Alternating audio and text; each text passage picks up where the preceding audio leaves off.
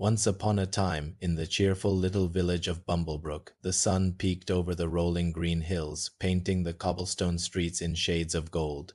Villagers began to fill the square, setting up their market stalls with fresh bread, colorful fruits, and handmade crafts. It was a perfect morning, just like every other morning. And just like every other morning, the very serious Mayor von Stern marched out of City Hall. His face was a masterpiece of sternness, his posture as straight as an arrow, and in his hand a clipboard of very important mayorly duties. But the most important thing about the mayor wasn't his serious face or his serious clipboard. It was his hat. An enormous, gleaming, golden mayor's hat topped with a feather that shimmered with just a hint of magic.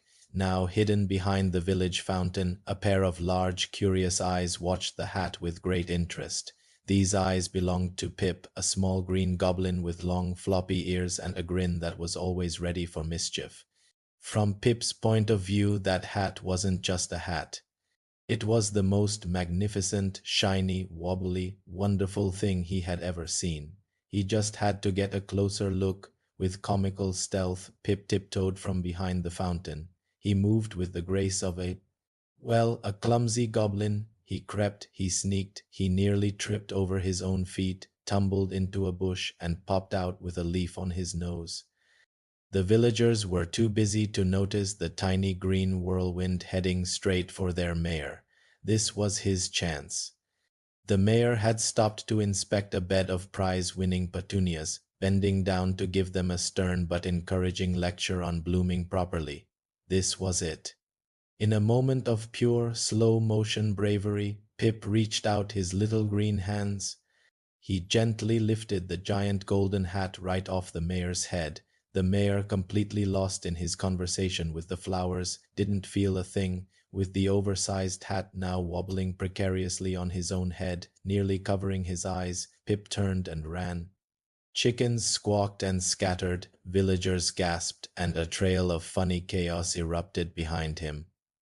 The village square became Pip's personal playground. He zoomed past market stalls, the giant hat acting like a sail, sending him bumping into a cart of apples that flew into the air like confetti. He slid across a freshly washed path, leaving a bubbly trail behind him. He even gathered a small herd of goats, placed the hat on one of them, and declared himself the mayor of the goats. The goats just bleated in confusion as villagers, now in on the chase, scrambled after the tiny green menace. It was a whirlwind of rolling barrels, flying fruit, and cartoonish dust clouds. Just then, the mayor, finally noticing the distinct lack of hat on his head, stormed out of City Hall. His bald head gleamed in the morning sun. He saw the commotion, spotted his hat bobbing through the crowd, and a look of comedic determination crossed his face. He joined the chase. The whole scene turned into an epic slow-motion pursuit, with the serious mayor, flustered villagers, and one very happy goblin leading the charge through the heart of Bramblebrook. Finally, Pip was cornered at the village fountain. The chase was over. With his ears drooping, he slowly took off the grand golden hat. It was dusty and a little crooked now.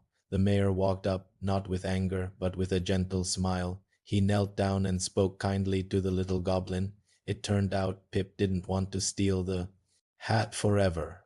He just wanted to borrow a little bit of its sparkle. Understanding completely, the mayor reached into his pocket and pulled out a surprise. It was a tiny, sparkly mini-mayor hat, perfectly sized for a goblin. Pip's eyes lit up with pure joy. He put it on and spun around happily as the villagers cheered. The mayor placed his own hat back on his head, a bit dusty and askew, and for the first time all day he laughed. The whole town joined in, their laughter echoing through the sunny square, a perfect end to a perfectly chaotic morning. Thanks for watching. If you want more fun stories, hit subscribe and turn on notifications. Your support helps us make more adventures. See you in the next one.